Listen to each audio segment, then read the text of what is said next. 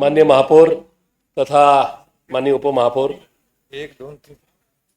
आज या सभागृहामध्ये राज्याचे उपमुख्यमंत्री तथा या जिल्ह्याचे तत्कालीन पालकमंत्री स्वर्गीय अजितदादा पवार, या शहराचे माजी खासदार, माजी केंद्रीय राज्यमंत्री स्वर्गीय सुरेशभाई कलमाडी तथा या शहराचे माजी महापौर शांतीलाल काका सुरतवाला, या शहराचे एक गौरव माजी नगरसेवक, या सभागृहाचे माजी नगरसेवक मान्य बाबासाहेबजी आढाव यांना भावपूर्ण श्रद्धांजली अर्पण करण्याकरता या सभागृहामध्ये उपस्थित असणारे सर्व सन्मान्य नगरसेवक आणि नगरसेविका, खरं पाहता आजही या गोष्टीवर विश्वास बसत नाही की दादांना श्रद्धांजली वाहण्यासाठी या सभागृहामध्ये श्रद्धांजली अर्पण करण्याचा दिवस येईल असं कोणी स्वप्नामध्ये सुद्धा या ठिकाणी विचार केला नव्हता. पण नीतीपुढे कुणाचं काही चालत नाही या उक्तीप्रमाणे आज दादा आपल्यामध्ये नाहीत. एक उमद्या स्वभावाचा नेता, कधी झोपतात आणि कधी उठतात यासाठी संशोधन करावं लागेल अशा प्रकारचा एक नेता, ज्यांच्या हाताखाली आम्ही कामकाज करत असताना काही वेळेस बैठकांमध्ये रात्री 2-2:30 वाजलेत आणि आम्ही त्यांच्यावर चर्चा केल्यानंतर आमच्या समोर 10-15 लोक बसलेली आहेत आणि आम्ही घरी निघालोय आणि पुन्हा सकाळी सर्किट हाऊसला आल्यानंतर काही लोकांना विचारलं की तुमची झाली का दादांची भेट, तर त्यांनी सांगितलं की आमची सकाळी 6:30लाच भेट झाली. आणि मग मनात विचार असायचे की आपण ज्यावेळेस त्यांना बारामती हॉस्टेलमधून सोडून गेलो त्या पहाटेचे 2:30 वाजले होते आणि सकाळी जी माणसं त्यांना भेटलीत ते सकाळी 6:30 वाजता त्यांना भेटले. त्याच्यामुळे त्या 10-15 लोकांना भेटल्यानंतर ते झोपले कधी असतील, उठले कधी असतील आणि पुन्हा सर्किट हाऊसला किती वाजता आले असतील. त्याच्यामुळे त्यांच्यावर तब्बल 24 वर्ष काम करायची संधी माझ्यासारख्या कार्यकर्त्याला मिळाली, त्यांच्या हाताखाली कामकाज करायची संधी मिळाली.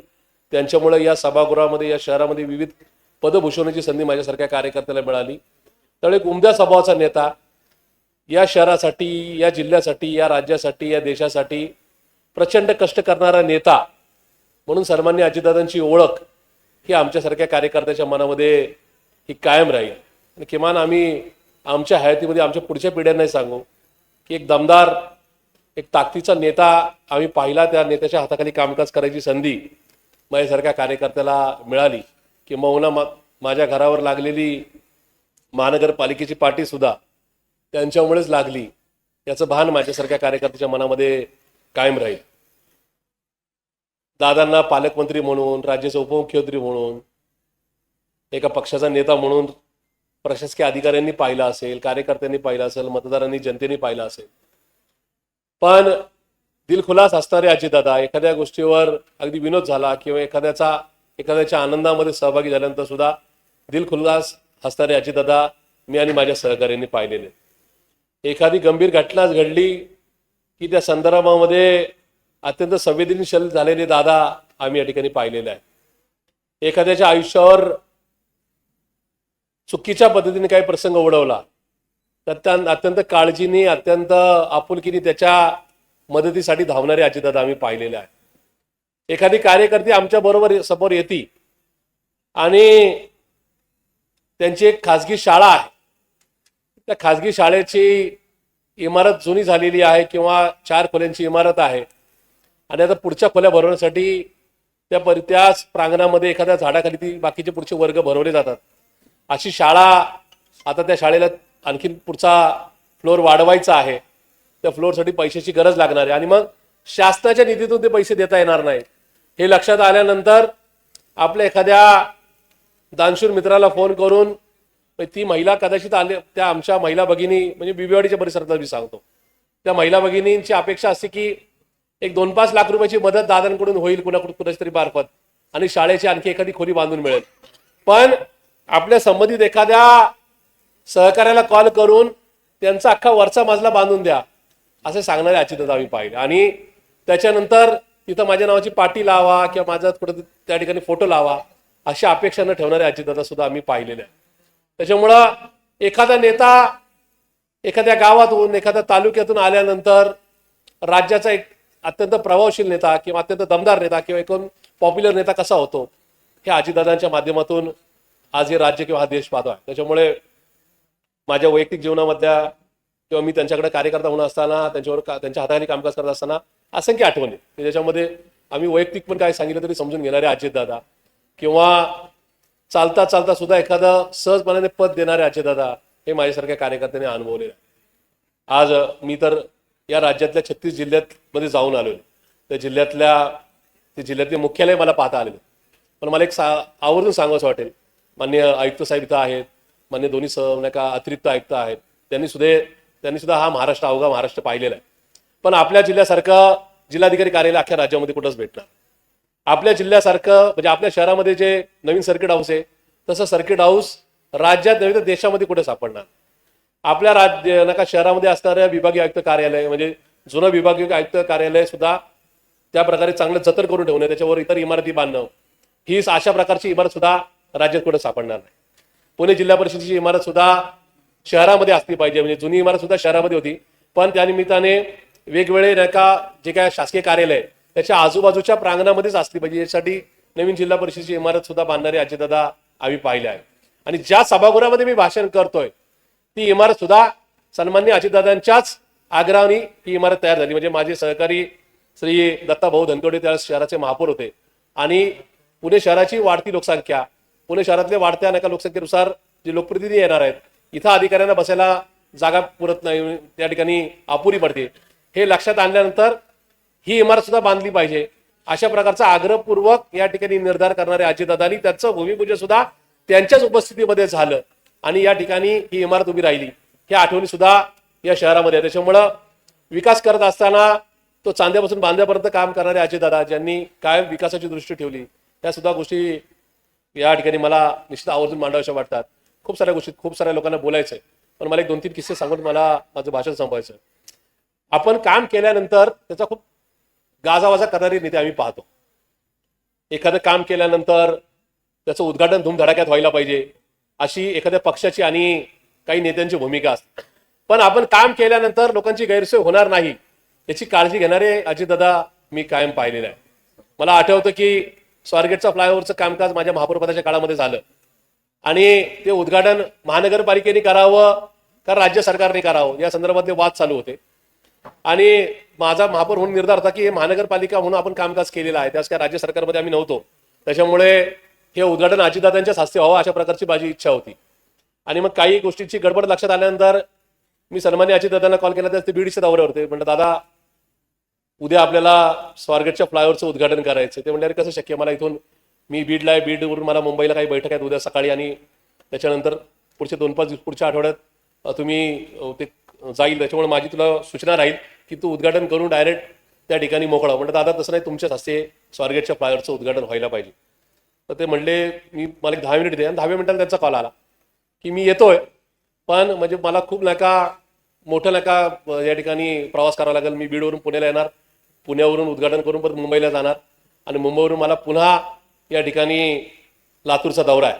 म्हटलं दादा प्लीज या. पण ते म्हणले माझी एक अट आहे, मी येईल पण मी म्हटलं दादा तू किती वाजता येऊ. म्हटलं दादा तुम्ही सकाळी 9:30-10ला या, त्यावेळेस गर्दी असते. ते म्हणले बिलकुल चालणार नाही, मी आलो तर सकाळी 5:30ला येईल.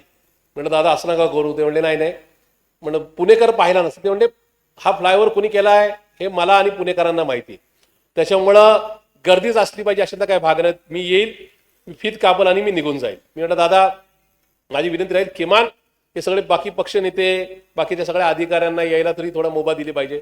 ते म्हणले बघ आता मी तुला लास्ट सांगतो, मी 6 वाजता येईल, 6 नंतर एकही मिनिट चालणार नाही. आणि मी म्हटलं ठीक आहे दादा. आणि आल्यानंतर त्या ठिकाणी आम्ही दुपारी मला 2 वाजता निरोप मिळाला. आपलं नगर सचिव कार्यालय किंवा आपलं प्रशासन त्या बाबतीत खूप चांगल्या पद्धतीने कर्तबगार असतं. तिथल्या पुढे सूचना दिल्या आणि उद्घाटनाची तयारी झाली. आणि मी साधारणतः 6 वाजताचं उद्घाटन असल्यामुळं मी म्हटलं आपण साधारणतः 5:50 पर्यंत जाऊन तिथं पोचावं. आणि दुसऱ्या दिवशी मी घरातून बाहेर पडलो, कारण शेवटी महापौर असल्यानंतर गाडी आल्याशिवाय आपल्याला जाता येत नाही. ड्रायव्हरला यायला उशीर झाला, पण तरी सुद्धा माझं प्लॅनिंग होतं आपण 5:30ला घरातून बाहेर पडावं आणि 5:45 5:45ला त्या ठिकाणी स्वारगेट फ्लायओव्हरला जाऊन दादांची वाट पाहावी. माझ्यावर विश्वास ठेवा, 5:42ला मला दादांच्या पीएनचा कॉल आला आणि दबक्या आवाजात म्हणले की महापौर तुम्ही कुठे आहात? मुसळे साहेब होते. मी म्हटलं हे काय गाडीत बसलो होते? म्हणले दादा आणि आम्ही इथं जागेवर आलेलो आहोत. उद्घाटनची वेळ होती 6 वाजता पहाटेची. दादा 5:42ला त्या फ्लायओव्हरवर आलेले होते. मी तिथं गेलो, आपले काही मोजके अधिकारी आणि आम्ही एक 10-15 लोकच होतो. मी तिथं गेल्यानंतर दादांनी चेष्टेने मला म्हणले महापौर या, तुमचं स्वागत आहे. आता बघा महापौरांचं स्वागत करायला अजित पवारला इथे यावं लागतं. म्हटलं दादा व्हेरी सॉरी, तुम्ही 6ला येतात. म्हणले प्रशांत माझी सवय तुला माहिती आहे ना, मी टाईम दिला की टाईमच्या वेळेच्या अगोदर येतो. आणि मग त्या ठिकाणी म्हणलं दादा थोडा वेळ थांबू ना, थोडे आणखी जरा अजून उजेड पडतोय. ते म्हणजे प्रशांत मी सांगितलं होतं ना पुणेकरांची गैरसोय करायची नाही. मग त्या ठिकाणी रिबीन लावली आणि त्या फ्लायओव्हरचं उद्घाटन झालं. अर्थात दुसऱ्या दिवशी वृत्तपत्रातल्या बातम्या वगैरे सगळ्या होत्या. पण एखादा नेता कामकाज करत असताना आपल्या शहरवासियांना, आपल्या राज्यातल्या लोकांना त्रास होणार नाही त्याची काळजी घेतो. तिथं संध्याकाळच्या वेळेस उद्घाटन केल्यानंतर किंवा सकाळी 10-11 वाजताच्या वेळेस उद्घाटन केलं तर काही किलोमीटरची रांग लागेल, पुणेकरांची गैरसोय होईल, या संदर्भात पुणेकरांची काळजी घेणारा नेता अशा प्रकारची वेगवेगळ्या प्रसंगामध्ये सन्माननीय अजितदादांनी काळजी घेतली होती. असे दादा मी पाहिलेले आहेत. आणखी एक किस्सा मला सांगावंसं वाटेल की एखाद्या पदाला किती न्याय द्यावा, एखाद्या पदाला किती संरक्षण द्यावं, एखाद्या पदाला काम करत असताना किती मुभा द्यावी, अशा प्रकारचा एक क्षण माझ्या आयुष्यामध्ये आला होता. आणि ते असताना आजही ते आठवण आल्यानंतर मला लक्षात येते की दादांचा तो बिंदासपणा, दादांचा तो पाठराखण करणारा स्वभाव.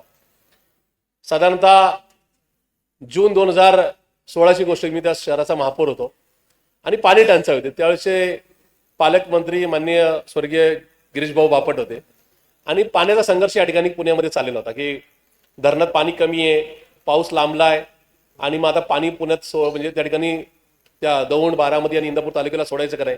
बारामतीची 2-5 गावं येतात, पण मोस्टली दौंड आणि इंदापूर आणि हवेली तालुका हा आपल्या 4 धरणांवर अवलंबून आहे. तिथलं शेतीचं आवर्तन म्हणजे सोडल्याशिवाय, इथलं आवर्तन सोडल्याशिवाय तिथली शेती जगत नाही.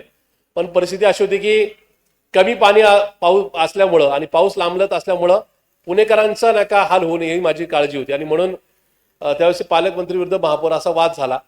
आणि मग त्यावेळेस माझे सगळेच पक्ष नेते म्हणजे माननीय हरिभाऊ शिंदे असतील आणि बाकीची सगळी मंडळी, आम्ही सातत्याने त्या संदर्भामध्ये आवाज उठत होतो. कधी पालकमंत्र्यांच्या दरवाजामध्ये आंदोलन, कधी त्या ठिकाणी विधान भवनावर आंदोलन, अशा प्रकारचे प्रसंग पुणेकरांनी अनुभवले होते. आणि त्यावेळेस पालकमंत्र्यांची भूमिका क्लिअर होती की शेती जगली पाहिजे. पण आम्ही महापौर म्हणून त्या ठिकाणी पाहत होतो की जर पाणी कमी पडलं तर या ठिकाणी पुणेकरांचे हाल होतील. आणि मग त्यावेळेस एक प्रसंग असा आला की मी निर्वाणीचा इशारा दिला की काही जरी झालं तरी मी या ठिकाणी हे पाणी पाण्यावर पुणेकरांचा हक्क आहे, त्याच्यामुळे हे पाणी मी थोडं दौंडला आणि इंदापूरला सोडून देणार नाही. त्याच्यामुळं शेतीचा विषय बाजूला ठेवून पुणेकरांचे जीव वाचवा अशी भूमिका घेतली. आणि ती प्रेस झाल्यानंतर साहजिक खूप गदारोळ झाला. मला आमच्या एका मोठ्या नेत्यांचा कॉल आला. ते म्हटले प्रशांत हे काय नेमकं केलं? मी म्हटलं मला पुण्याचा महापौर म्हणून ही भूमिका घेणं भाग आहे, कारण की हे जर पाणी सोडलं तर कॅल्क्युलेशन असं आहे की पुणेकरांना पाणी पुरणार नाही. आणि मग जी लातूरची परिस्थिती झाली आहे, जी जालन्याची परिस्थिती झाली की रेल्वेनी पाणी आणावं लागेल, अशा प्रकारची पुणेकरांवर वेळ येऊ नये म्हणून मी भूमिका घेतलेली. आणि साधारण 2 दिवसांनी अजितदादांचा दौरा होता. मला म्हणजे मुळात दौंड असेल, इंदापूर असेल, हा सन्मान्य सुप्रियाताई सुळेंचा लोकसभेचा मतदारसंघ आहे. त्याच्यामुळं मी भूमिका घेतल्यानंतर खूप त्या ठिकाणी आरडाओरड होईल, मला भीती होती. पण शेवटी पुणेकरांसाठी ती भूमिका घ्यायची होती. मी तर दौंड तालुका माझी सासरवाडी आहे, ज्या तालुक्यामध्ये मी महापौर झाल्यानंतर शेकडो फलक लागले अभिनंदनाचे, त्या तालुक्यामध्ये माझ्या निषेधाचे बोर्ड लागले, माझी अंत्ययात्रा काढण्यात आली, प्रतिकात्मक माझी अंत्ययात्रा काढण्यात आली की प्रशांत जगतापांनी दौंडला पाणी देण्याचा साकार दिला म्हणून. आणि 2 दिवस मला भीती होती, कारण की 2 दिवस दादांचा काही कॉल मला आला नाही की प्रशांत तू अशी भूमिका काय घेतली. साहजिक की त्यांचा मतदारसंघाने या सगळ्या गोष्टी असताना सुद्धा त्यामुळे ती भीती म्हणजे तशा प्रकारचा त्यांचा कॉल येईल किंवा मला ते झापतील अशी भीती माझ्या मनात होती. पण 2 दिवस काय दादांचा कॉल आला नाही. आणि 2 दिवसांनी दादा पुण्यात आले आणि आमचा धानोरीमध्ये एक उद्घाटनाचा कार्यक्रम होता आणि मी जिजाईवर गेलो बंगल्यावर दादांच्या. आणि गाडीत बसल्यानंतर मग निघालो. बंगल्यात गेल्यानंतर सुद्धा दादा मला बाकीचं काही बोलले नाही. गाडीत बसताना सुद्धा भीती होती की दादा आता गाडीत बसल्यानंतर तरी आपल्याला झापतील की प्रशांत अशी भूमिका काय घेतली, जिल्हा वर्सेस शहर अशा प्रकारचं चित्र का उभं केलं. आणि मग गाडीत बसल्यानंतर गाडी संचेती ब्रिजवर गेल्यानंतर दादा मला म्हणले प्रशांत मी तुझं स्टेटमेंट पाहिलं. म्हटलं दादा माझं काय चुकलं का, व्हेरी सॉरी. म्हणजे अरे कसं सॉरी, तू पुण्याचा महापौर आहे, तुझी बांधिलकी पुणेकरांबरोबर आहे. आम्ही जिल्ह्याची मंडळी जिल्ह्यासाठी पाणी सोडा ही मागणी करणार आणि ती आमची मागणी ही नैसर्गिक आहे. पण तसंच तुझी नका कमिटमेंट जी आहे की तुझी जी बांधिलकी आहे ती पुणेकरांच्यासाठी आहे. तू कुठं नका चुकीची मागणी केली. तू पुण्याला पाणी कमी पडून देऊ नये, तुझी भूमिका बरोबर होती. त्याच्यामुळे प्रशांत जगतापनी भूमिका ही पुणेकरांसाठी घेतली. प्रशांत जगताप हा माझ्याच पक्षाचा महापौर आहे. अशा प्रकारचा एकूणच नाही का चांगल्या पद्धतीची बिंदास पाठराखण करणारे अजितदादा हे माझ्या आयुष्यामध्ये कायम स्मरणात आहेत. मागच्या 2.5-3 वर्षामध्ये राजकीय जीवनामध्ये खूप सारे बदल झाले आणि त्याच्यामध्ये राजकीय जीवनामध्ये काही निर्णय घ्यावे लागतात. त्याच्यामुळं मी त्यांच्याबरोबर नव्हतो. पण त्यानंतरच्या काळामध्ये सुद्धा सन्माननीय अजितदादांची माझी कधीच भेट झाली. माझं ते 2 जुलै 2023ला त्यांच्यापासून मी बाजूला झालो. 2 ऑगस्ट 2023ला त्यांचा मला 1 महिन्यानंतर कॉल आला. 13 मिनिट आम्ही माझ्याशी त्यांना खूप म्हणजे मला त्यांच्याशी चर्चा करता आली, गप्पा मारता आल्या, खूप हसत खेळत गप्पा झाल्या आणि त्याच्यानंतर त्यांची माझ्या आयुष्यात कधीच भेट झाली नाही. आता भेट होईल असं वाटलं होतं, कारण की आता निवडणुका संपल्या तर मी काँग्रेस पक्षामध्ये आलो. त्याच्यानंतर मागच्या 2.5-3 वर्षामध्ये मला त्यांच्या संदर्भात जे काही सुखद अनुभव आले आणि मी एका पक्षातून बाहेर पडल्यानंतर काही गोष्टी मला जाणवल्या. त्याच्यानंतर मनामध्ये खूप गलबलून आलं की कधीतरी दादांची भेट होईल आणि दादांना आपण थँक्यू बोलू. थँक्यू बोलण्याचं कारणच असं होतं, आभार याच्यासाठी होते की संबंध 2.5-3 वर्षामध्ये दादांनी प्रशांत जगतापच्या विरोधात सिंगल कधी स्टेटमेंट चुकीचं दिलं नाही. कुठल्या प्रेस कॉन्फरन्स नाही, कुठल्या सभेमध्ये नाही, किंवा माझ्या भागात आल्यानंतर सुद्धा प्रशांतला मी महापौर केलं, तो मला सोडून गेला किंवा बघून घेण्याची भाषा केली नाही. असा दिलदार मनाचा दादा या ठिकाणी पुन्हा आयुष्यात मला भेटणार नाही, ही खंत नेहमीच आयुष्यामध्ये कायम राहील. माझे काही सहकारी भेटले जे मला 28 तारखेला दादांचं दुर्दैवी निधन झालं आणि 27 तारखेलाच अभय मांढरे भेटले असतील, निलेश भैया निकम मला एका ठिकाणी भेटले, मिलिंद मालवडकर वगैरे, आणि संध्याकाळी योगेश वराडे भेटले. आणि मी त्यांना म्हटलं की दादांसाठी एक मेसेज तयार करून ठेवलाय. मला काही अनुभव 2.5-3 वर्षात आले आणि शेवटच्या महिन्याभरामध्ये पण आले.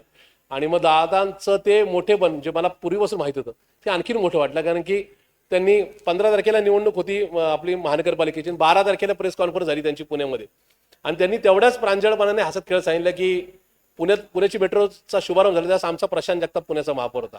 त्यामुळे कुठेही कंजूशीपणा केला नाही. म्हणजे एवढा दिलदार स्वभावाचा नाही का दादा की बाबा दादांनी प्रशांत आमचा महापौर होता असं सुद्धा त्या ठिकाणी सांगितलं. त्यामुळे मी माझ्या सहकार्यांना जस्ट माझी भेट आली 27 तारखेला जानेवारीला, मी म्हटलं दादांना मी जिल्हा परिषदेची निवडणूक झाली की मेसेज पाठवणार की दादा लव्ह यू दादा, बाबा थँक्यू व्हेरी मच. तुम्ही जे 2.5-3 वर्षात दाखवून दिलं की नेत्यांबरोबर कार्यकर्ते असतात, कार्यकर्ता सोडून गेल्यानंतर नेत्यांनी कार्यकर्त्यावर या ठिकाणी कुठल्या प्रकारचे सूड उगवायचे नसतात, अशा प्रकारचं मोठं मन हे अजितदादांचं मला या ठिकाणी दादांच्या हयातीमध्ये पाहता आलं. अर्थात माझ्या बोलण्याने त्या ठिकाणी या सगळ्या परिभाषा बदलणार नाहीत, पण ते अजितदादा आज आपल्यात नाही हे दुःख सुद्धा इतरांसारखं माझ्या आयुष्यामध्ये कायम राहील. ज्या अजितदादांनी प्रशांत जगतापला कायम या ठिकाणी पाठिंबा दिला, कायम या ठिकाणी पाठराखण केली, त्या दादांचं नसणं हे निश्चित या ठिकाणी माझ्या आयुष्यामध्ये ती उणीव मला कायम राहील. त्याच्यामुळं सन्मान्य अजितदादांना मी भावपूर्ण श्रद्धांजली अर्पण करतो. ईश्वर त्यांच्या आत्म्यास चिरशांती देव अशा प्रकारे सुद्धा या ठिकाणी भावना व्यक्त करतो. या शहराचे माजी खासदार आणि केंद्रीय राज्यमंत्री सुरेशभाई कलमाडी हे आज या जगात नाहीत. एखादा नेता एखाद्या शहराला किती उंचीवर घेऊन जाऊ शकतो अशा प्रकारचं एक खूप सुरेख चित्र सुरेशभाईंनी निर्माण केलं. एखाद्या नेत्याच्या पाठीशी एखाद्या शहरातले एखाद्या पक्षाचे कार्यकर्ते किती बेफामपणाने या ठिकाणी निष्ठावान कार्यकर्ते म्हणून पळू शकतात, त्या काँग्रेसच्या एकूणच झंझावतामध्ये सुरेशभाईंनी दाखवून दिलं. त्याच्यामुळं सुरेशभाईंचं आज या शहरामध्ये नसणं, या जगात नसणं निश्चित या शहराची खूप मोठी हानी आहे. त्याच्यामुळं सुरेशभाईंना सुद्धा मी या ठिकाणी भावपूर्ण आदरांजली व्यक्त करतो. बाबा आढावांसारखं व्यक्तिमत्व पुन्हा या शहरात जन्माला येणार नाही. सगळं नीटनेटकं असताना वयाच्या 94-96 वयापर्यंत तेवढ्याच ताकदीने गरिबांचे वंचित घटकाचे प्रश्न सोडवण्याकरता शहरामध्ये कुठंही या ठिकाणी सतरंजी नका आंदोलन करणारे बाबासाहेब आढाव हे या जगात नसणं ही कष्टकरी वंचित घटकाची खूप मोठी हानी आहे. त्याच्यामुळे त्यांच्या पश्चात ती चळवळ पुढे नेणं हीच खऱ्या अर्थाने त्यांना आदरांजली ठरेल. मी स्वर्गीय बाबा आढावांना सुद्धा या ठिकाणी आदरांजली व्यक्त करतो. या शहराचे माजी महापौर स्वर्गीय शांतीलाल काका सुरतवाला यांचं सुद्धा दादांच्या नंतर 2च दिवसामध्ये जाणं झालं. त्यांना सुद्धा मी भावपूर्ण आदरांजली करतो, कारण की त्याचं कारण आहे की शांतीलाल काका एक खूप निराळ्या स्वभावाचं व्यक्तिमत्व होतं. या सभागृहात तब्बल 4 टर्म ते नगरसेवक होते, महापौर होते. ते शहराध्यक्ष असताना मला पहिल्यांदा शहर कार्यकारिणीची संधी मिळाली. वयाच्या 21व्या वर्षी फादर बॉडीमध्ये मला संघटनात्मक कामकाज करायची संधी मिळाली. एक नेते जे माझ्या या संदर्भामध्ये ही संधी देऊ नये अशा प्रकारचा हट्ट करतो, तेव्हा शांतीलाल काकांनी सांगितलं की प्रशांत काम करणारा कार्यकर्ता आहे, त्यामुळे मी त्याच्या पाठीशी उभं राहील. पण माझ्या आयुष्यात पहिली राजकीय संधी देणारे तत्कालीन शहराध्यक्ष शांतीलाल काका सुरतवाला हे सुद्धा माझ्या कायम स्मरणात राहते. त्याच्यामुळं त्यांना सुद्धा भावपूर्ण आदरांजली व्यक्त करतो. दादांचं जाणं, शांतीलाल काकांचं जाणं, सुरेशबाईंचं जाणं आणि बाबा आढावचं जाणं हे शहरासाठी निश्चित हानिकारक आहे. ही शहराची न भरून निघणारी पोकळी असं माझ्यासारख्याला वाटतं. म्हणून या चौघा विभूतींना मी विनम्र असं अभिवादन करून या ठिकाणी थांबतो. धन्यवाद.